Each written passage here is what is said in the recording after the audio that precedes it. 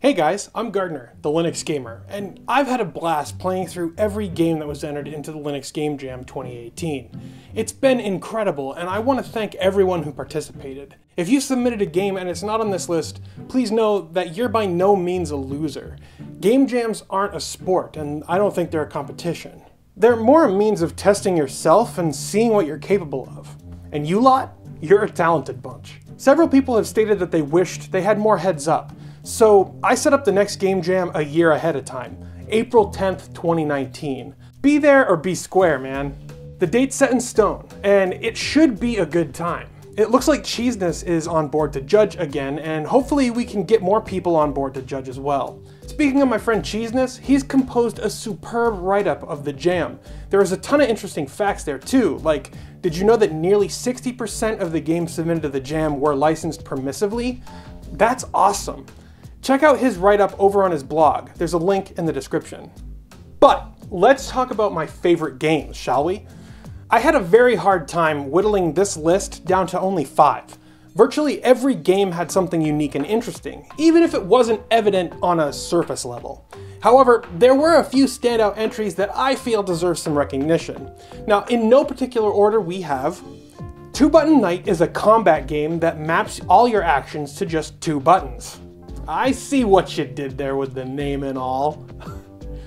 Two Button Night is a fabulous example of not having to sacrifice aesthetics over mechanics, as it equally delivers both within the short time frame of the jam. The game's controls are fairly robust, especially considering the 2-button nature of input. You can move, high and low attack, parry, and dodge, which again is impressive for just 2 buttons. The game even features a 2-player mode, which is just lovely. Going forward, I'd love to see what a more polished experience would look like, with better button combo detection and maybe a bit more telegraphing of which move the enemy is trying to pull off. All in all though, great job, Vladder. KILLALL is a platformer that focuses on combat. Well, I mean, you're a brick and you fight other bricks. That's pretty cool. As you move around, the circle around you grows, and this circle represents your attack range. It's pretty awesome. Your attacks do more damage based on your velocity and what direction you're moving in. I'd love to see more from this title, especially a fleshed out visual style. More levels, tighter controls, and a bit more visual feedback too. And what I mean by that is attack animations. Unity Engine is notorious for having strange jumping physics, so smooth this over and your title will be AAA. Great job, Will by Epic. Now, there's a surprising amount of depth in Wereshift. There's action, strategy, and a risk versus reward gameplay loop that I find satisfying to no end. There's a level of complexity to the game's design that you don't readily see in a game developed in 9 days.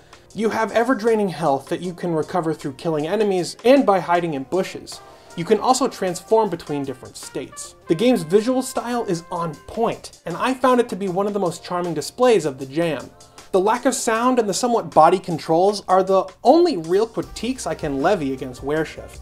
I'd like to see enemies have to draw their bows and take aim before they fire, something that would telegraph to the player where the arrows are going. And as a side effect, I'd like to see the arrows move a bit faster. Similarly, I'd like there to be a dedicated attack button instead of having to jump to attack. Perhaps the dedicated attack button would only take effect as a werewolf, giving you more incentive to transform. But great job, Clipsy and Schramper. And full disclosure, I'm friends with Clipsy.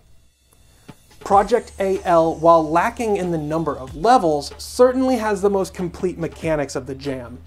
It feels like a bit of a cross between a platformer and a Metroidvania style game, which I completely dig. The game's graphics are stellar, the music is awesome, and the controls, while a bit stiff, get the job done. You can morph into a ball to enter narrow corridors, wall jump, and even dash. Collect coins along your way to the exit and you'll find yourself having a ton of fun with Project AL.